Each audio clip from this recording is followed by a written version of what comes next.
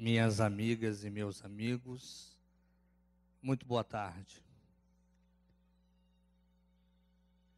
Tem até som musical, né? Trilha sonora aqui para a abertura.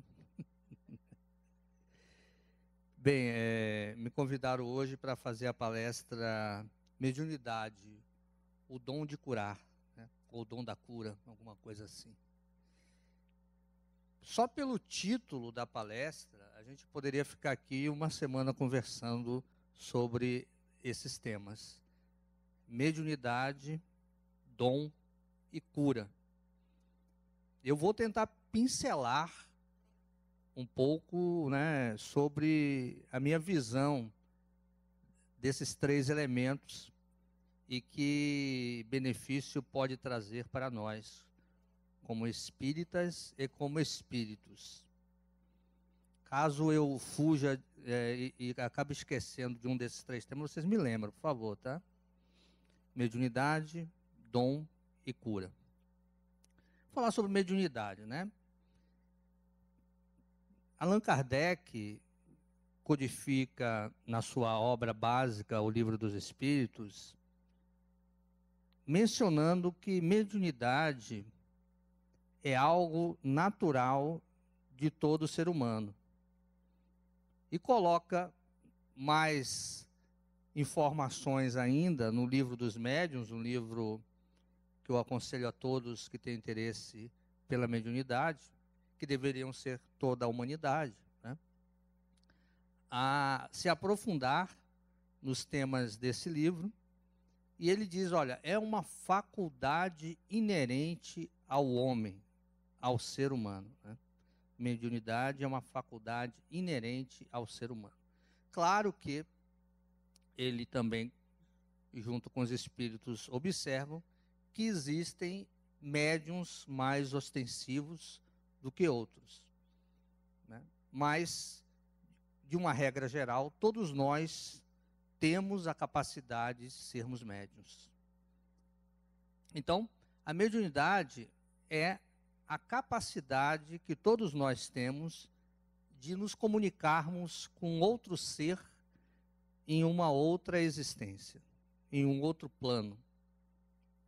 Então, por exemplo, imagina que vocês estejam desencarnados, né, e eu encarnado. Aí, às vezes, quando eu falo assim, imagina você desencarnado, tem gente que fala assim, lá ele, aí dá uns, né, bate assim na madeira, né, lá ele, né?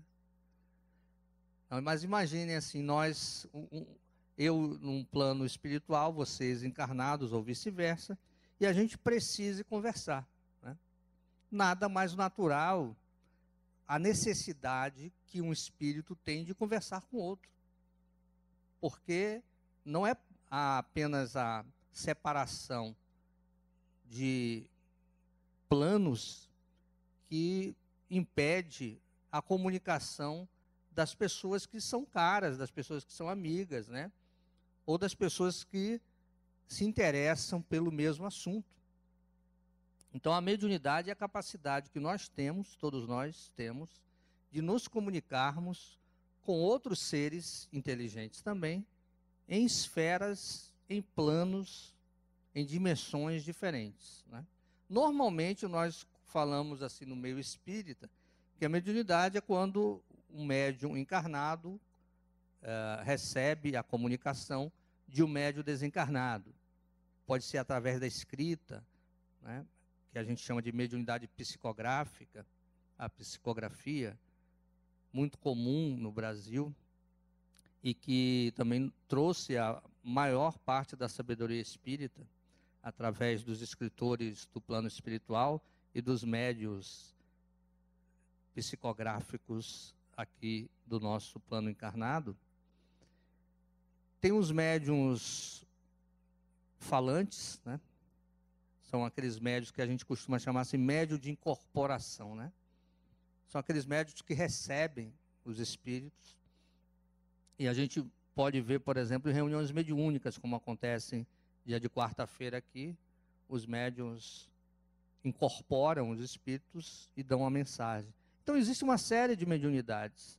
Existe mediunidade de efeito físico, que foi aquela mediunidade que chamou a atenção de Allan Kardec, no início do espiritismo, sobretudo quando as mesas dançavam, saltitavam nos salões chiques da Europa e passavam comunicações para as pessoas que estavam ali, numa reunião, em algumas reuniões que começaram frívolas, mas é quando as pessoas interessadas no saber da vida começaram a se dedicar ao estudo, ao conhecimento, às questões mais específicas.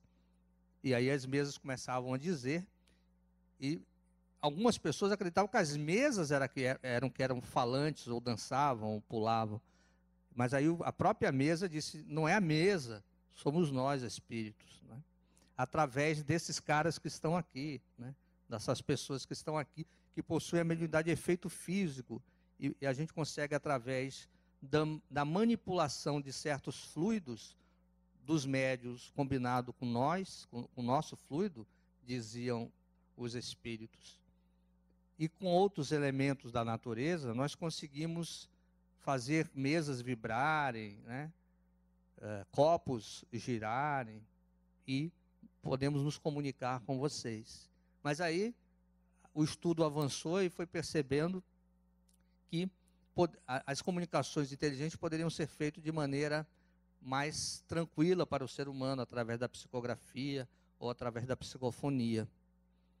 Mas a mediunidade de efeito físico ainda tem um viés, né? E esse viés é o viés da cura. A cura, muitas vezes, a mediunidade de cura é considerada uma mediunidade de efeito físico, muitas vezes. Por que isso?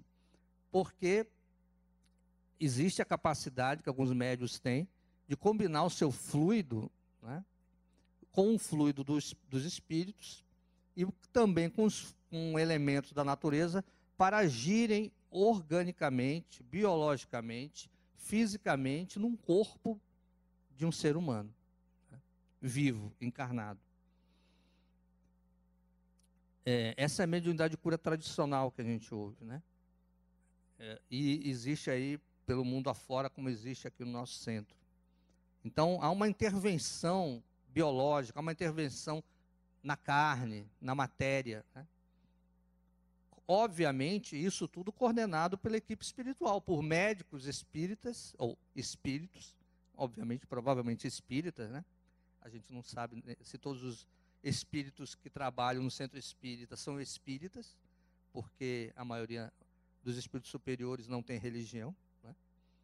Mas, enfim, eles trabalham nos centros espíritas, e não só nos centros espíritas, né? Em vários outros lugares onde existe a necessidade desse tipo de cura. É uma mediunidade especial, né? Não são todos que conseguem esse tipo de cura. Não são todos os médicos que conseguem esse tipo de cura. Mas existe também um outro tipo de cura mediúnica, que esse é mais comum, que é também a capacidade que algumas pessoas têm de misturar o seu perispírito e alguns fluidos perispirituais com o perispírito dos espíritos que estão ali ajudando, elementos da natureza, e tocar no perispírito daquela pessoa que está sendo ajudada, né? Que facilita muito, porque o contato entre o plano espiritual e o plano carnal é facilitado quando a troca é de energias mais sutis, como acontece de perispírito para perispírito, né? Então, a mediunidade de cura tem esses tipos de efeitos, né? Há um outro também, né? Você pode também ver em algumas literaturas e perceber que a cura não foi feita nem pela parte física, carnal, e às vezes também não pelo toque entre perispíritos. Só fazendo um parênteses para quem está chegando no espiritismo, o perispírito é um corpo fluídico que todos nós temos, né? Nós encarnados temos o corpo físico e o perispírito. Quando a gente desencarna, o corpo espírito fica aqui e o perispírito continua a ser o nosso veículo de manifestação na espiritualidade. Se a gente fosse falar de perispírito, a gente também ficava uma semana conversando sobre isso aqui. Mas essa é a definição básica do corpo espiritual que nós chamamos no espiritismo de perispírito. Então eu diria que existe uma outra capacidade mediúnica de cura, que é você tocar em alguns complexos da outra pessoa. Sem tocar no perispírito, mas no psiquismo daquele ser que está buscando cura. Né? E eu não vou dizer que é isso, que é verdade, mas muitas vezes Jesus dizia, né? Quando alguém buscava a cura com ele, ele dizia o quê? Ó, a tua fé te curou. Né? Óbvio que, para todos esses tipos de cura, a fé é um elemento essencial, tanto daquele médium que vai fornecer elementos de cura, quanto o paciente, aquela pessoa que está necessitado da cura. Principalmente o paciente. Quanto mais fé você tem, melhor é o resultado. Ah, Sócrates, se cura pessoas que não têm fé, cura. Mas será que a cura está sendo total, está sendo integral? Porque muito se diz assim, que não há doença, né? E sim doentes. Não é isso? Então a cura não é para a doença em si. A cura é para o doente. E normalmente uma doença, seja ela física ou moral, ela quer dizer alguma coisa para aquela pessoa que está sofrendo. O que eu não sei. E é por isso que eu digo para muitas pessoas assim, que tudo é problema espiritual. Ah, Sócrates, mas peraí, você está exagerando, né? Pô, mas eu tenho uma enxaqueca. É dor espiritual isso aí? É uma obsessão? Eu não falei que é obsessão, né? A humanidade tem obsessão por obsessão, não é isso. É problema espiritual, ou seja, é um problema seu, do espírito. Né? Da mesma forma que a gente pode dizer assim, eu bati meu carro no carro da frente porque o freio do meu automóvel não funcionou bem, mas o problema não é meu, o problema é do automóvel. Não, o problema é seu, né? Porque o automóvel não tem vida. Né? Da mesma maneira que o problema de uma dor, de um sofrimento meu, de uma doença, é um problema meu do espírito. Pode refletir no corpo? Está refletindo. Mas o problema é do espírito. Né?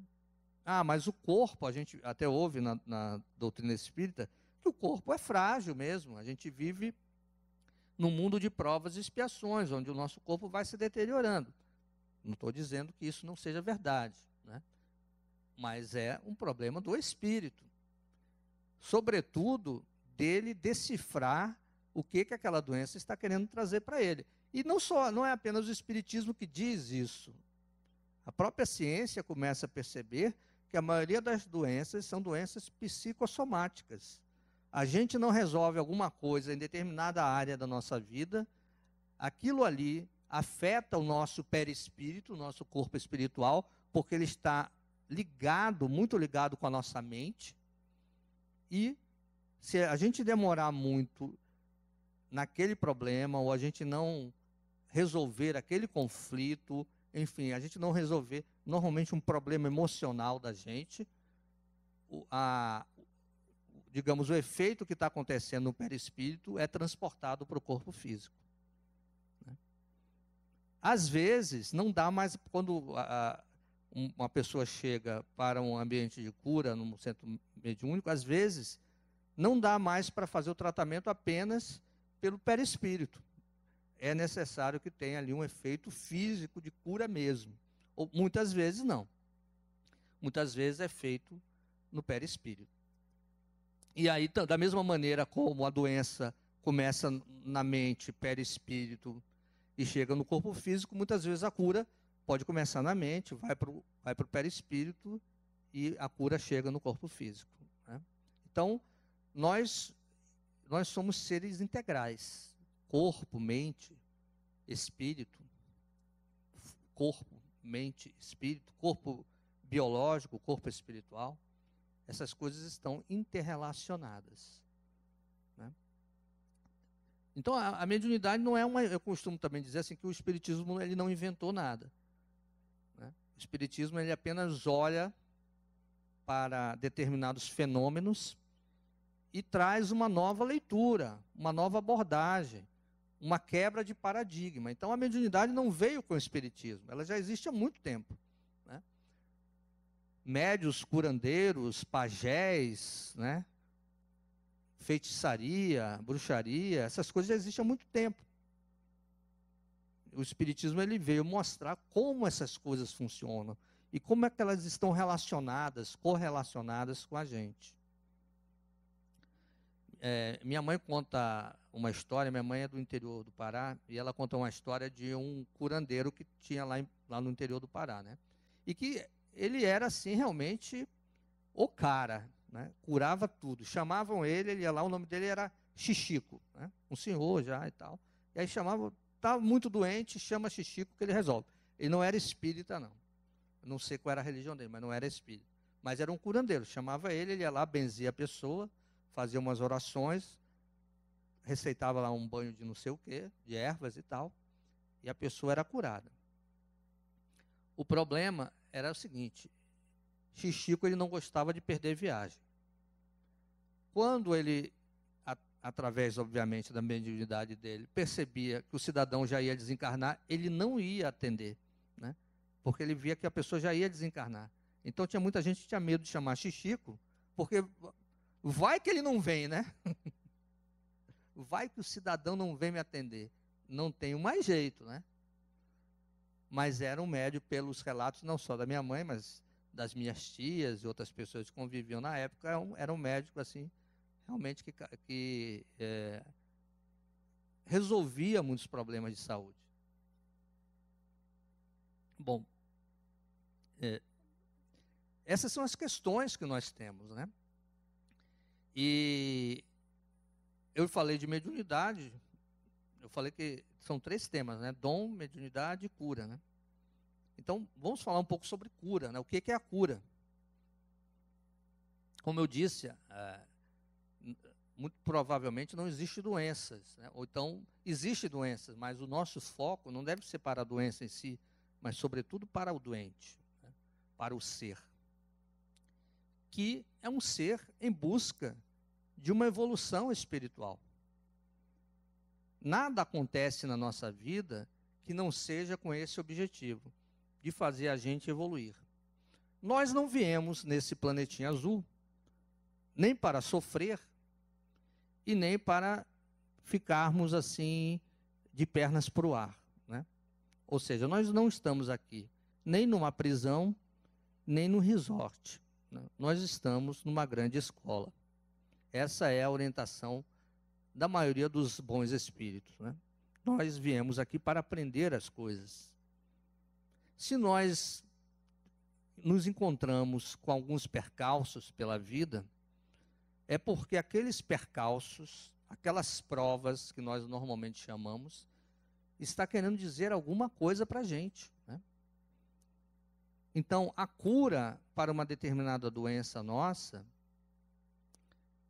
ela deve ser olhada sobre o prisma de uma cura mais definitiva, né?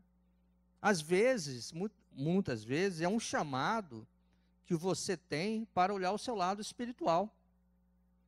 Porque muitas pessoas buscam uma cura espiritual, por exemplo, quando já foram em médico, já foram não sei o quê, já foram, né, já passaram por uma série de especialistas, né? E tem gente que diz assim, se eu ficar doente, eu procuro até um centro espírita, né? Até um centro espírita. Quando, na verdade, a gente deveria pensar assim, para eu não ficar doente, eu devo ir a um centro espírita, ou a uma igreja, né? A um templo religioso, cuidar do meu lado espiritual, que, na verdade, é o único lado que existe. O lado espiritual é o único lado que existe. Porque nós vivemos uma vida espiritual. Ontem eu estava falando lá no Joana de Ângeles, né?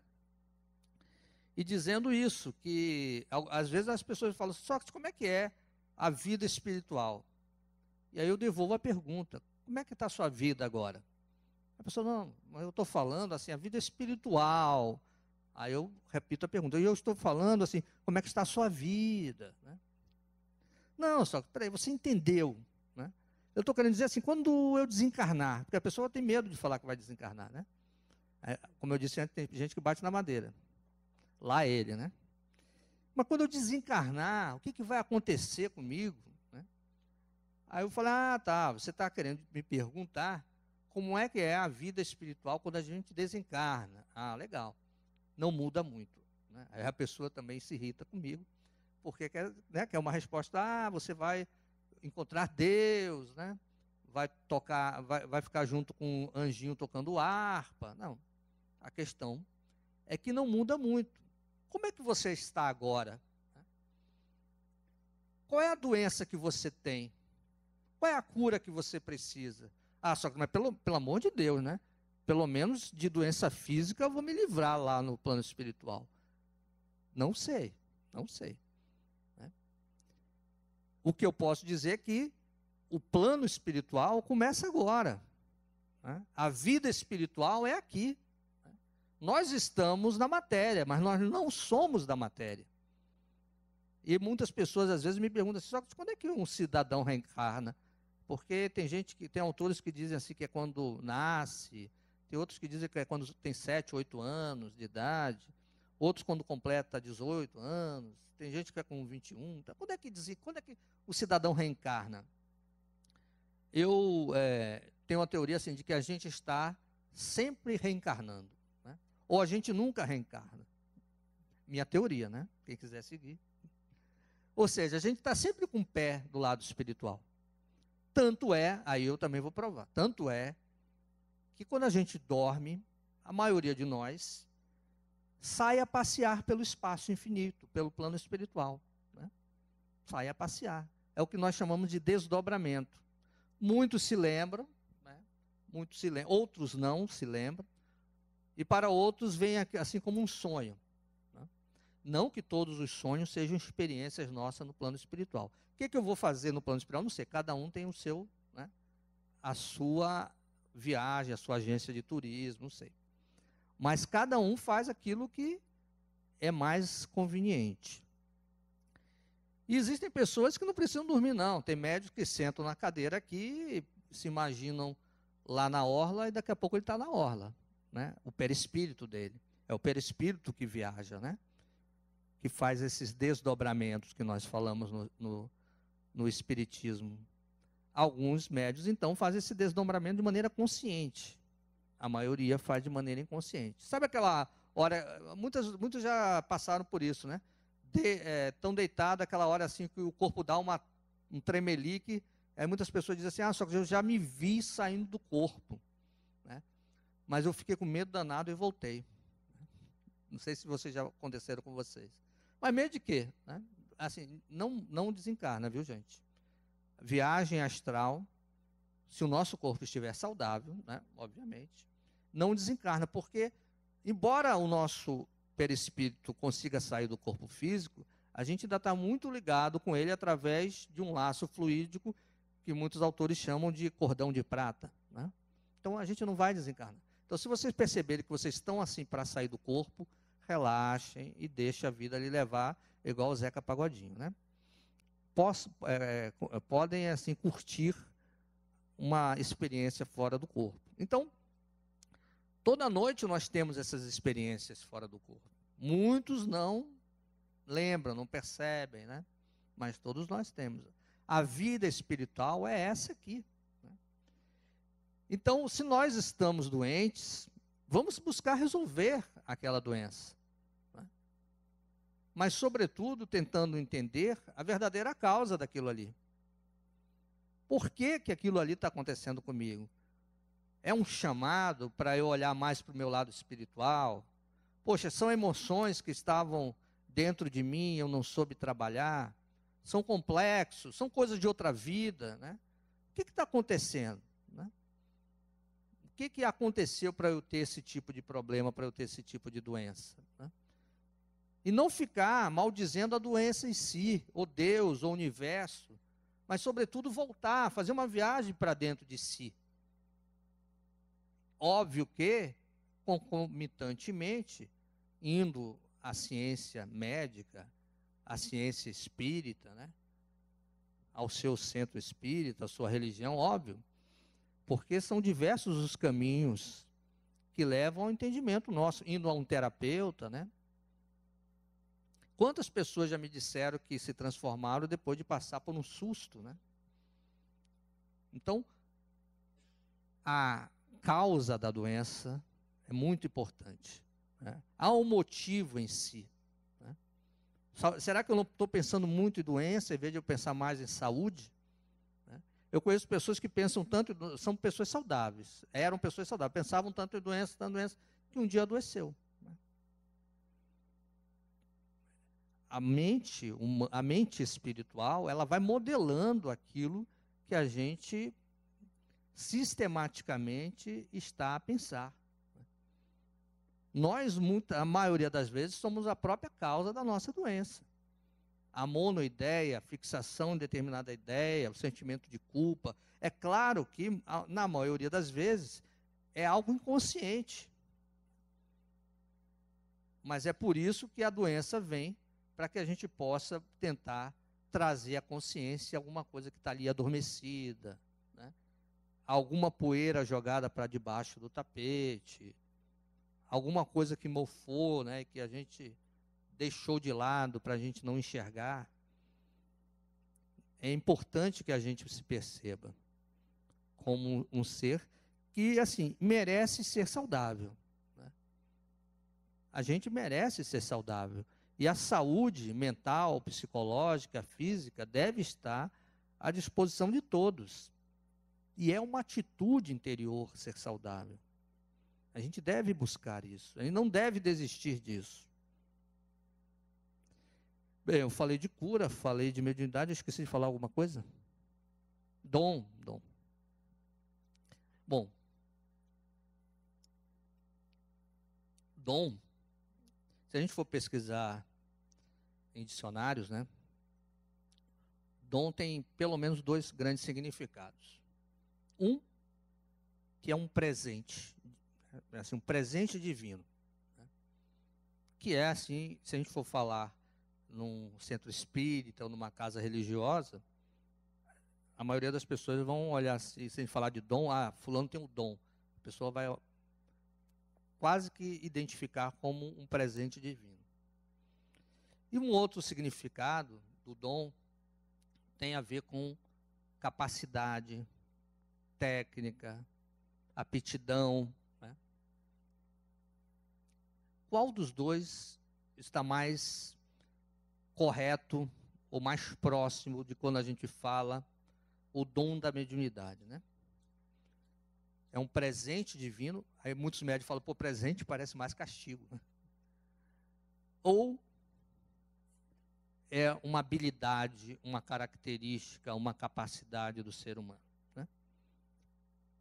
Eu trago isso porque ontem eu estava falando lá no Joana de Ângeles sobre o futuro da humanidade, né? E eu dizia lá na oportunidade, e eu não me canso de dizer, que a capacidade humana mais relevante nas próximas décadas, próximos séculos, será a mediunidade. Eu não tenho a menor dúvida disso. O desenvolvimento da mediunidade. Todos nós vamos desenvolver a mediunidade num determinado nível que vamos conversar com os amigos do plano espiritual, mais ou menos como eu estou conversando aqui com vocês, né? Claro que há uma velocidade para que isso chegue, mas é a próxima evolução humana, porque tem muito tempo que a gente não evolui, né? A gente virou Homo sapiens, pô, já tem o quê? 100 mil anos, 500 mil anos, não sei. A gente virou Homo sapiens e pronto, né? Homo sapiens sapiens, né? Nós somos. Como raça humana, né? Mas a gente não evoluiu muito, além disso, né? A não ser do ponto de vista intelectual. Mas o nosso cérebro, provavelmente, se a gente for trazer o cérebro de um ancestral nosso de, sei lá, 20, 30 mil anos atrás, é mais ou menos a mesma coisa, né? Mas nós precisamos desenvolver uma parte do cérebro, que na verdade é apenas o espelho do nosso cérebro mental, né? que lida com a mediunidade.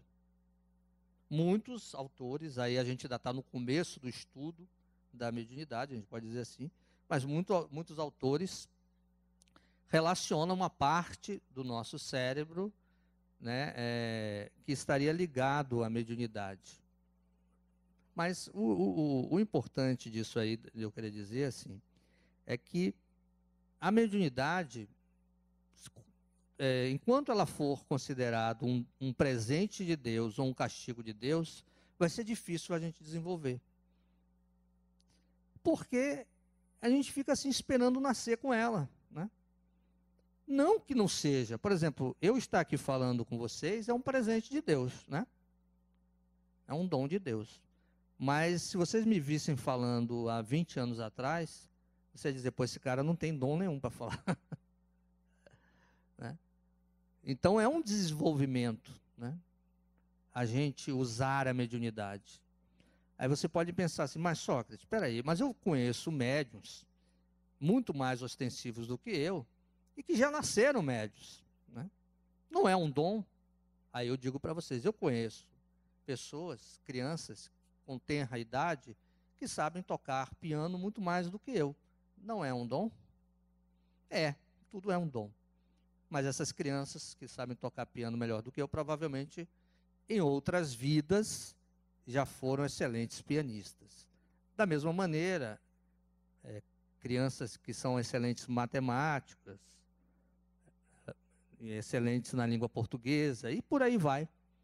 Elas já tiveram o contato muito mais forte com tais áreas do conhecimento humano do que as outras que não são.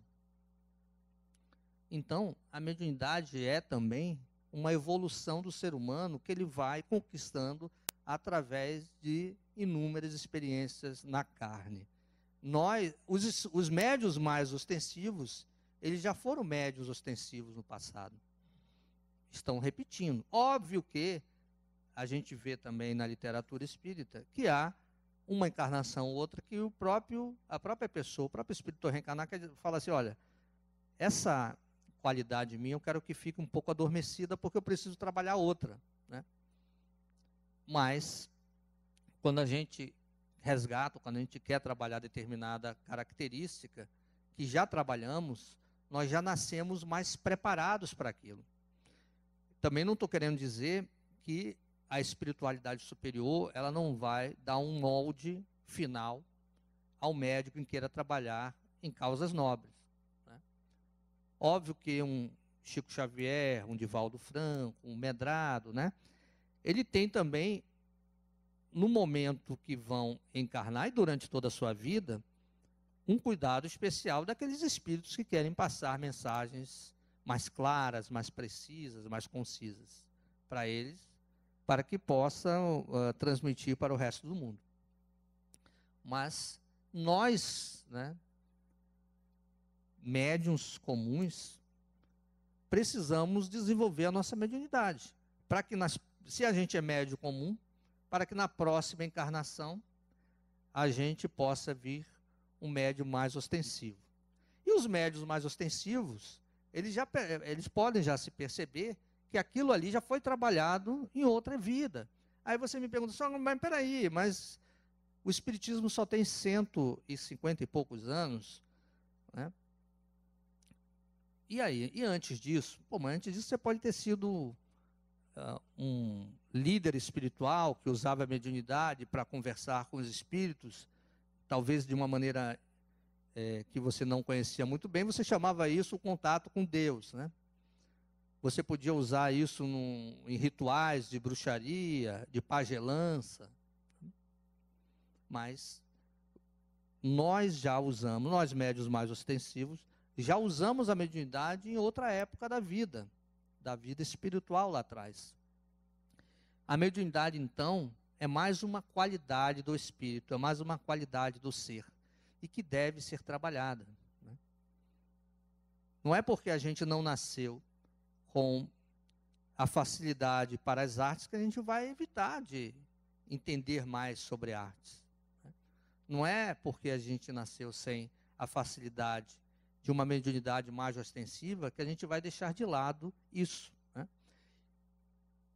E um outro ponto importante também é que a própria vida, e sobretudo essa vida nossa do século XX, século XXI, que ela é voltada para a matéria, voltada para o conhecimento, voltada para a razão, ela bloqueia e impede o desenvolvimento da mediunidade. Quantas pessoas, eu já participo de desenvolvimento mediúnico há muito tempo, quantas pessoas chegam até um desenvolvimento mediúnico dizendo que não é médium, né? Não, eu não sou médium, nunca ouvi espírito, nunca ouvi falar, nunca sei o quê, mas a gente percebe, às vezes chega até desequilibrado por causa disso, por não aceitar a sua mediunidade, né? E a gente percebe que com pouco treinamento, aquela mediunidade aflora. Uma vez eu estava fazendo, eu ministro num curso chamado Curso Básico de Programação Mental, que eu não falo nada sobre espiritismo, né? Não tem, obviamente, nenhum foco disso, mas tem uma parte do curso que eu ensino assim, que a pessoa se autoenergize. No espiritismo a gente chama assim de autopasse, né? E também energize uma outra pessoa. Um passe à distância, né?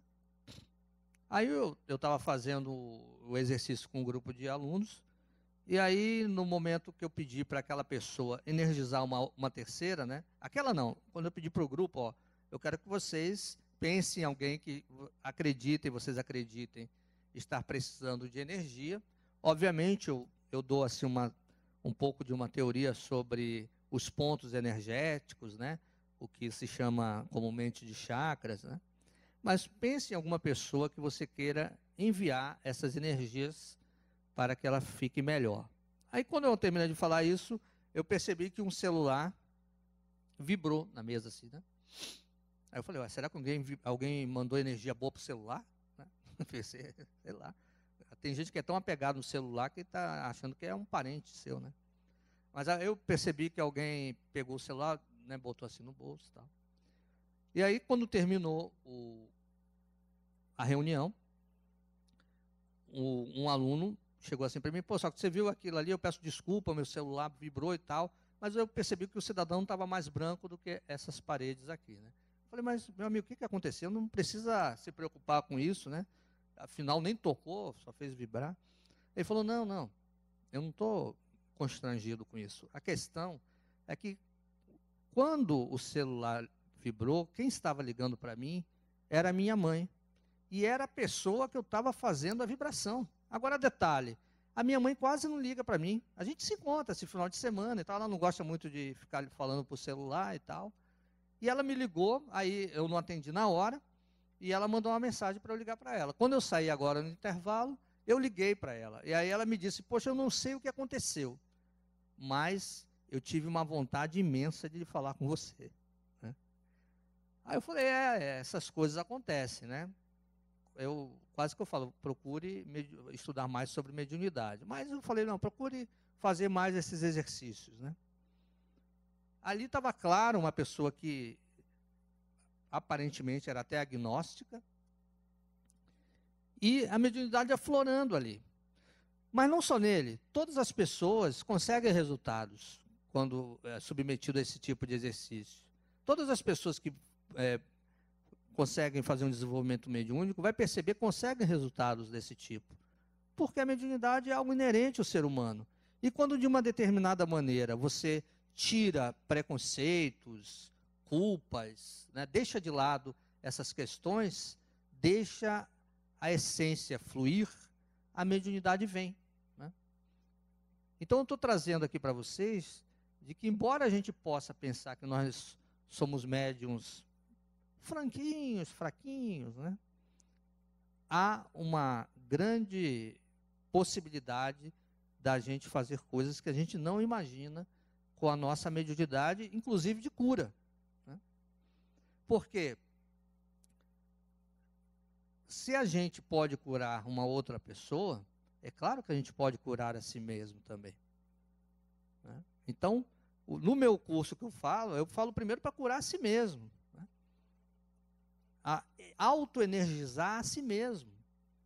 Óbvio que Se você chama a companhia dos bons espíritos, você não vai estar sozinho. Vai ter bons espíritos te energizando ali também, te ajudando ali também, né? Ajudando a você se curar, ajudando a você se melhorar. Eu acho que eu já estou na hora, né, Denise? A Denise já está me olhando aqui, com cara assim, Sócrates, por favor, né? Mas a mensagem final é que a mediunidade e a cura, né, devem andar lado a lado. A gente deve buscar essa compreensão. Se a gente está passando por alguma dificuldade agora, seja ela do ponto de vista físico, emocional, né, espiritual, vamos colocar a nossa atenção para as possibilidades mediúnicas do meu espírito, ou seja, minhas, né? Eu tenho possibilidades mediúnicas fantásticas e gostaria que vocês acreditassem que cada um de vocês possui também. Muita paz.